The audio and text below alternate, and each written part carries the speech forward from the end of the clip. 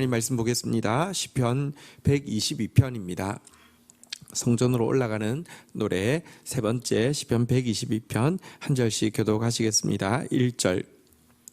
사람이 내게 말하기를 여호와의 집에 올라가자 할 때에 내가 기뻐하였도다. 예루살렘아, 우리 발이 내 성문 안에 섰도다. 예루살렘아, 너는 잘 짜여진 성읍과 같이 건설되었도다. 지파들 곧 여호와의 지파들이 여호와의 이름에 감사하려고 이스라엘의 전례대로 그리로 올라가는도다. 거기에 심판의 보좌를 두었으니 곧 다윗의 집의 보좌로다.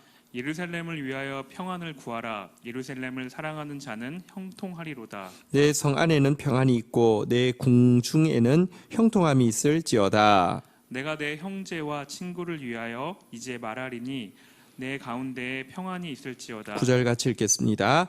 여호와 우리 하나님의 집을 위하여 내가 너를 위하여 복을 구하리로다. 아멘. 자, 성전에 올라가는 노래를 저희들이 보고 있습니다. 성전에 올라가기 위해서는 성전이 있어야 되죠. 성전은 그런데 다윗 시대에 언약궤가 예루살렘에 이렇게 머물므로 말미암아 그리고 그때 하나님께서 이제 바로 이곳이 이제 성전이 세워질 곳으로 지정해 주셔서 성전이 되게 되었습니다. 그 전까지 모세 시대에 부터 다윗에게 이르기까지 언약궤는 이렇게 이곳저곳을 옮겨 다니게 되었는데요. 이제 다윗 시대에 예루살렘이 성전의 자리로 지정됨으로 말미암아 이 언약궤는 영주할 자리를 찾게 되었고요. 백성들 역시 목자 없는 양처럼 이리저리 헤매이다가 이제 이 하나님의 말씀이 계시고 하나님의 통치가 있는 예루살렘을 이제 찾아가면 되는 목자를 영혼의 목자를 만나게 되게 되었죠. 이때부터 이스라엘 백성들에게 가장 중요한 또 기쁨과 의무는 예루살렘을 향한 순례가 되게 되었습니다. 자, 오늘 시편 122편은 다윗의 시인데요. 다윗은 이처럼 이제 다윗의 장막이 세워졌고 이제 곧 장차 그들의 후손들은 성전 솔로몬을 통하여서 성전이 세워졌을 때 이곳으로 사람들이 막 올라오게 되는 장면을 기쁨으로 올라오게 되는 장면을 연상하면서 오늘 한 경건한 순례자를 주인공으로 내세워서 가상의 주인공으로 내세워서 이 시를 쓰고 있습니다. 자, 1절 같이 한번 읽고 시작하겠습니다. 시작. 사람이 내게 말하기를 여호와의 집에 올라가자 할 때에 내가 기뻐하였도다. 자, 이제 한 경건한 순례자가 있는데요. 그가 이런 이야기를 들었습니다. 여러 사람들이 여호와의 집에 올라가자, 우리 같이 올라가자 이 이야기를 이제 사람들을 통해서 들었을 때 이 시의 이제 그 가상의 인물인 이 주인공 경건한 순례자는 그 말이 너무 기뻤다라고 이야기를 하고 있습니다. 자, 그래서 기쁨으로 예루살렘으로 올라가는 성전으로 올라가는 여정을 이제 시작을 하게 된 것이죠. 그러니까 이 성전에 올라가는 노래 좀 앞부분에 비치가 되게 된 것입니다. 왜 그렇게 기뻐했을까요? 또 그가 그곳에 올라갔을 때 어떤 마음이었을까요? 2절, 3절 교독을 하겠습니다. 예루살렘아, 우리 발이 내 성문 안에 섰도다. 3절 예루살렘아, 읽겠습니다. 너는 잘 짜여진 성읍과 같이 건설되었도다. 네. 자, 이제 기쁨이 있으면 빨리 도착합니다. 그렇지 않습니까? 자, 이 경건한 순례자는 자기를 초청한 친구들과 함께 예루살렘으로 올라갔는데요. 예루살렘아, 우리 발이 내 성문 안에 섰도다. 금방 도착했습니다. 도착해서 딱 보니까요. 예루살렘아, 너는 잘 짜여진 성읍과 같이 건설되었도다. 훌륭하게 하나님의 통치 가운데서 훌륭하게 질서를 갖추고 있는 모습에 대해서 감탄하고 있는 장면입니다. 여러분, 사실 이 예루살렘 이 성전은요, 장차 오실 예수 그리스도에 대한 모형이기도 하고 예수 그리스도를 통하여서 완성되어질 천국이기도 하고 지금은 예수 그리스도에게 예배를 드리고 예수 그리스도의 통치를 받는 교회의 모형이기도 한데요. 먼저 우리는 예수님을, 또 예수님의 몸된 교회를, 그리고 이 교회가 완성되어질 천국을 사모해야 합니다. 그리고 이 같은 기쁨이 있어야지 우리가 시온의 대로를 걸어갈 수 있는데요. 또 참된 교회의 바른 모습은 오늘 여기 잘 짜여진 성읍과 같이 건설되었도다라고 감탄하고 있는 이 모습이 있어야 합니다. 하나님의 거룩한 통치 안에 있을 때 그리스도의 몸된 교회는요, 훌륭한 질서를 갖추고 잘 짜여진 성읍과 같이 아름다운 모습을 가지고 있어야 합니다. 우리 교회가 그런 교회로 하나님의 통치 안에서 예수 그리스도의 모습을 닮아서 또 장차 임할 완전한 하나님 나라를 사모함으로 말미암아 이같이 아름다운 성읍으로 세워져 가기를 주의 이름으로 축원드립니다. 자, 이 순례자들은 왜 이렇게 기뻐하며 이곳으로 올라왔을까요? 예루살렘으로 올라올 때 가지고 있었던 그들의 목표가 두 가지가 있습니다. 4절, 5절에서 그 목표 두 가지가 나와 있는데요. 이것은 우리가 교회에 나올 때마다, 예수에게 나아갈 때마다, 하나님 나라를 사모할 때마다 우리 속에 반드시 있어야 되는 두 가지 요소이기도 합니다. 4절, 5절 교독하겠습니다. 지파들 곧 여호와의 지파들이 여호와의 이름에 감사하려고 이스라엘의 전례대로 그리로 올라가는 도다. 거기에 심판의 보좌를 두셨으니 곧 다윗의 집의 보좌로다. 네, 자 이제 이곳은요, 성전에는 여호와의 지파들이 올라가는데 첫 번째 목적은요, 한번 따라하겠습니다. 여호와의 이름에 감사하려고. 예, 여호와의 이름에 감사하려고 올라가는 것이 첫 번째 목적입니다. 예배는 여러분 착각하지 마십시오. 하나님 앞에 나와서 뭘 구하는 게 아닙니다. 모든 종교에는 예배가 있죠. 모든 심지어 저급한 무속 신앙에도 여러분 무당에게 가서 빌죠. 근데 비는 목적은 무당에게 감사하러 나갑니까? 아닙니다. 뭔가를 받기 위해서 나아갑니다. 근데 기독교의 예배의 핵심은요, 무언가를 구걸하기 위함이 아닙니다. 무속 종교나 타 종교의 신앙, 예배 행위의 핵심 두 가지는 무엇이냐고 하면요, 하나는 뭔가를 구걸하는 것이고요, 하나는 액땜하는 것입니다. 저주 안 받게 해달라고, 이거 아니면 요게 뭐 달라 절대로 한 번만 봐주세요, 한 번만 봐주세요, 이게 예배 의식인데요, 기독교는 그렇지 않습니다. 하나님 우리 생각보다 훨씬 더 사랑하십니다. 우리가 구하기 전에 우리에게 뭐가 필요한지 아시고요, 더 넉넉히 준비해 두셨습니다. 그래서 바른 예배에서 핵심 중에 핵심은 감사입니다. 이 시인은 왜 기쁨으로 왔을까요? 하나님께 감사하려고. 여러분, 우리가 하나님 앞에 나올 때마다 하나님을 향한 감사가 넘쳐날 수 있기를 바라고요. 그리고요, 또 감사가 어떻게 하면 넘쳐나는 줄 아십니까? 믿음에 굳게 서면 감사함이 넘쳐난다고 신약에서 이야기하고 있죠. 여러분, 미술관에 가도 아는 사람은 막 감탄하는데요, 모르는 사람은 지루하기 거지없습니다. 그래서요, 미리 아는 만큼 보이기 때문에 미술관에 가기 전에 좀 보고 알고 가면 막 감탄이 나오잖아요. 마찬가지입니다. 여러분, 감사할 게 없어서 감사 못하는 게 아니에요. 하나님께서 행하신 일을 모르기 때문에 감사 못하는 거예요. 근데 하나님께서 행하신 일은 믿음의 눈으로만 볼 수 있습니다. 그래서 믿음에 굳게 서면요, 감사가 넘치게 됩니다. 어쨌든 우리 하나님 앞에 나올 때마다, 올 한 해 하나님 성전에 올라올 때마다, 예배할 때마다 하나님 행하신 일에 대해서 여러분들 알므로 믿음의 경고히 굳게 서서 감사함이 넘치는 저와 여러분 되시기를 주의 이름으로 축원드립니다. 감사하고 싶어서 막 뛰어나온 것입니다. 두 번째는요, 5절에 보니까 한번 따라하겠습니다. 심판의 보좌를 두셨으니.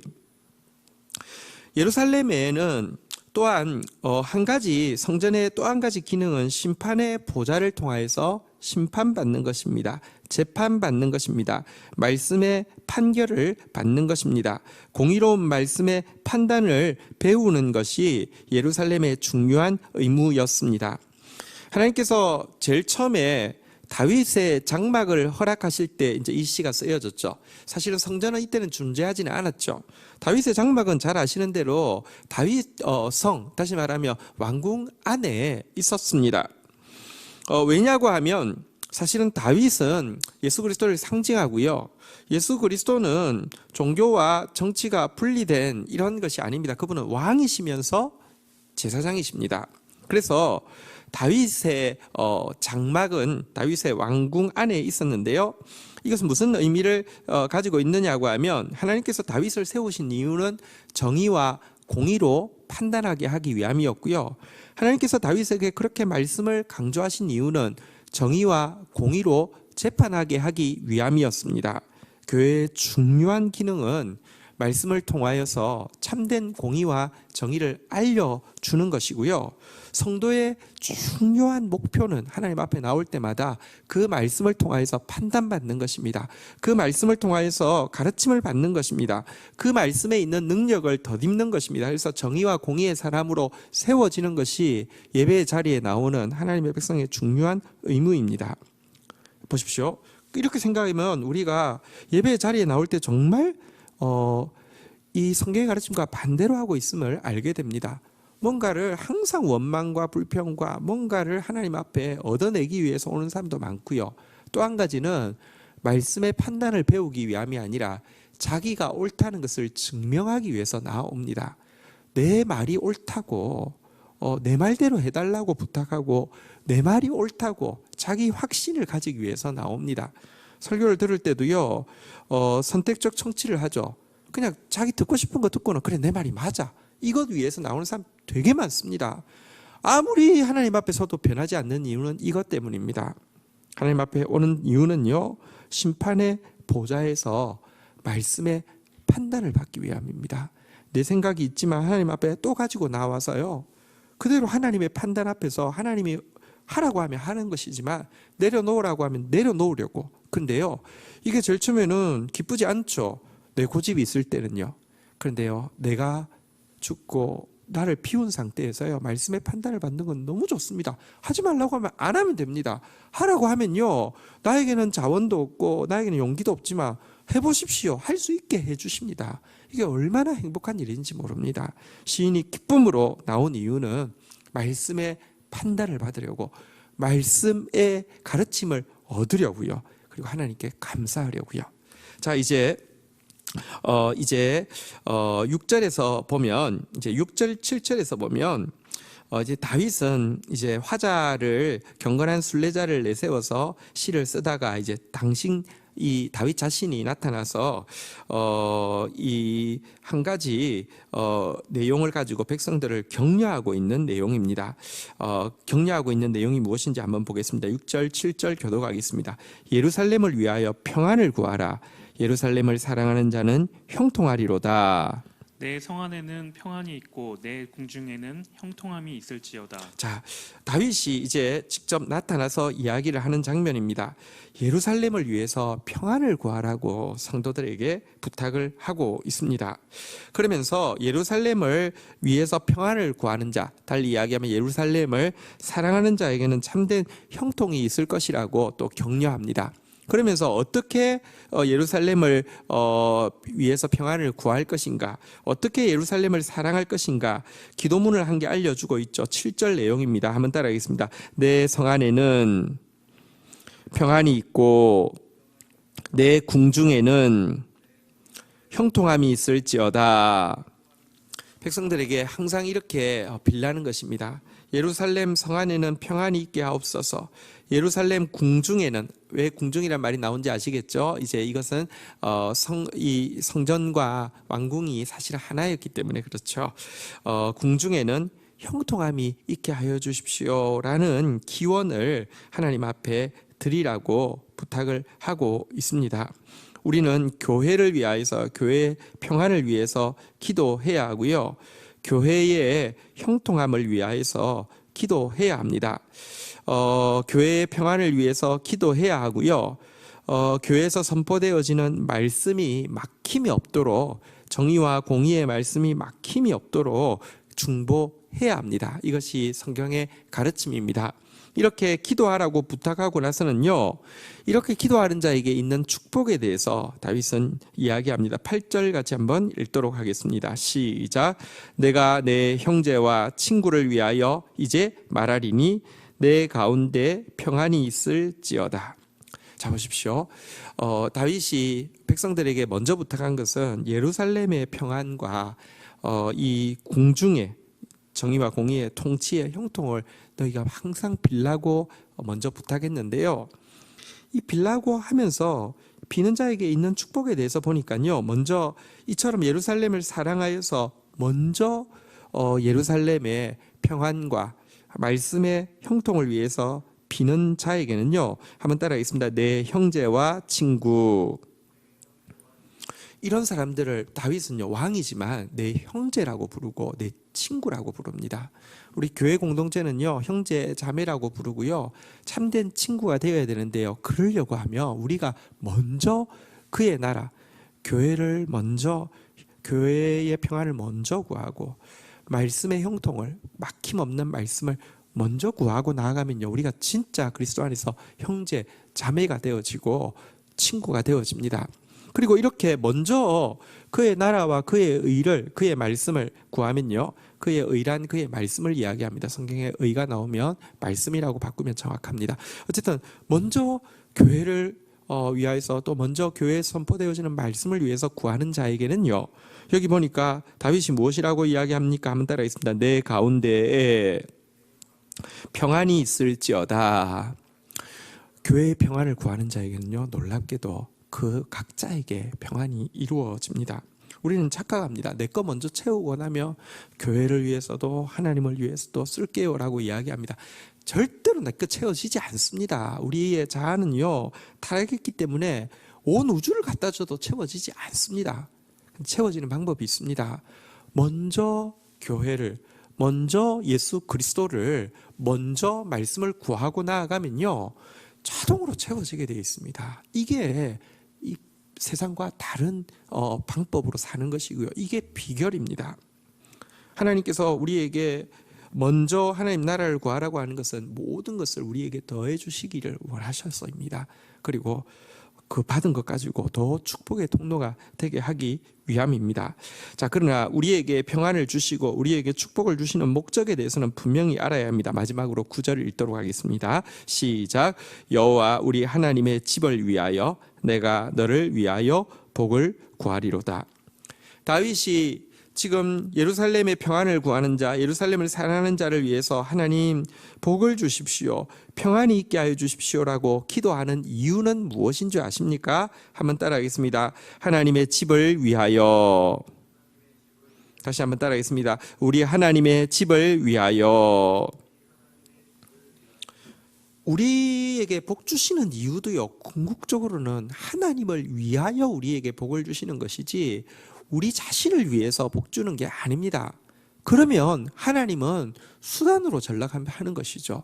내가 복받기 위해서 하나님께 평안을, 하나님께 잘 보이고, 내가 복받기 위해서 교회를 먼저 생각하고, 내가 복받기 위해서 말씀을 먼저 생각하고, 내가 복받기 위해서 예수를 먼저 생각한다고 하면 아무리 우선순위가 거기 가 있어도 수단입니다. 그렇지 않습니다. 다윗이 예루살렘을 사랑하고 형통을 구하는 자에게 평안과 축복을 비는 이유 역시 우리 하나님의 집을 위하여입니다. 그리스도인은 이것에서 절대로 타협할 수 없습니다. 우리는 살아도 죽어도 주를 위해서 사는 자들이고요. 살아도 죽어도 주의 영광을 위해서 사는 자들입니다. 우리의 모든 것은 한번 따라하겠습니다. 하나님의 집을 위하여. 이 우선순위가 분명해야 합니다. 이 목표가 분명해야 합니다. 이런 사람에게는 하나님이 모든 것을 더해 주셔도 안전합니다. 많은 사람들이요, 신앙이 없는 것 아닙니다. 신앙이란 무엇일까요? 영적 체험이 신앙이라고 하면 기독교인들 대부분은 신앙이 있다고 생각해야 합니다. 보이지 않는 하나님을 믿는다는 거 대단한 일입니다. 신앙 체험이 있는 것입니다. 그게 신앙이 아닙니다. 혹은 한때 정말로 하나님을 사랑하고 하나님께 헌신한 것이 신앙이라고 해도 대다수의 그리스도인들이 그런 경험이 있는 경험도 있고 뭔가 헌신한 경험도 있습니다. 그런데요, 내가 어떤 영적인 세계가 있다는 것도 알고 한때 내가 신앙 체험도 있고 그래서 헌신한 것 때문에 직분도 있으면 됐다고 생각합니다. 아니요, 그거 신앙 아닙니다. 신앙은 마지막 순간에 가서도요, 하나님의 집을 위하여, 하나님의 영광을 위하여, 이 우선순위, 나는 죽고 예수가 사는 이 우선순위가 정립되어 있지 않으면 그건 신앙이 아닙니다. 많은 사람들이 우리가 믿음에 이르는 것도 하나님의 은혜 없이는 들어올 수 없죠. 영적 체험을 하는 것도, 영적 헌신하는 것도 은혜 없이는 들어올 수 없지만, 은혜를 헛되이 받아서 한때 과거 이야기하고 전혀 오늘은 없을 뿐더러 오늘을 까보면 자기밖에 없는 신자들이 대부분입니다. 하나님은 자기 이름에, 자기 이익에 침해되어지지 않을 때에는 하나님 인정해 드리는 편이지만, 여러분, 자기와 상충되어질 때는 하나님은 오간데 없습니다. 내 축복이 최고고요, 내 평안이 최고고요. 그 신앙 아닙니다. 오늘 예루살렘으로 기뻐함으로 달려왔던 이 순례자의 목표는 하나님께 감사하는 것과 하나님께 통치받는 것이었으며, 우리 하나님 앞에 나오는 자들의 최고의 기도는 먼저 예수의 영광을 위하여, 교회의 유익을 위하여, 하나님의 말씀을 앞세우기 위하여, 그리고 변함없는 우리의 유일한 목표는 하나님의 집을 위하여, 하나님의 영광을 위하여가 되어야 합니다. 우리 참된 신자 되어지고요, 또 이런 자에게 하나님께서 약속하신 평안과 축복으로 우리가 누릴 뿐 아니라 끝없이 하나님 예배하는 저와 여러분 되시기를 주의 이름으로 축원드립니다. 주신 말씀 붙잡고 우리 주님 앞에 나아가 함께 기도하는 시간 가지도록 하겠습니다. 함께 기도하시겠습니다. 하나님 감사합니다. 이 아침에 저희들이 다시 한번 하나님의 성전에 우리의 영혼이 올라가게 해주신 것을 인하여서 감사합니다. 하나님 앞에 서는 것을 지금보다 더 기뻐하게 하여 주시고, 우리의 공동체는 하나님의 거룩한 통치 가운데 더 아름답게 질서를 갖추게 하여 주시고, 예배 드릴 때마다 감사는 넘쳐나게 하여 주시고, 말씀의 판단을 받고 겸손히 찬양하는 찬양은 더 높아지게 하여 주시옵소서. 먼저 하나님의 영광을 구하게 하여 주시고, 먼저 교회의 전진을 구하게 하여 주시고, 먼저 말씀의 부흥을 구하는 저희들 되어지게 하여 주시다가 하나님이 예비하신 평안을 누리며, 하나님 예비하신 축복을 누리며 끝까지 하나님의 영광을 구하는 자들로, 참된 예배자들로 설 수 있도록 도와 주옵소서. 감사합니다. 예수 그리스도의 이름으로 기도 올립니다. 아멘. 2020년도 첫 금요 부흥 집회가 오늘 저녁에 있습니다. 첫 단추가 중요합니다. 우리 새벽 예배는 또 영상으로 최선을 다해서 드리시고요. 어쨌든 첫 주 또 첫 달 중요하니까요. 또 우리 금요 예배 때 또 함께 오셔서 함께 주님 예배하고 찬양하기를 바랍니다.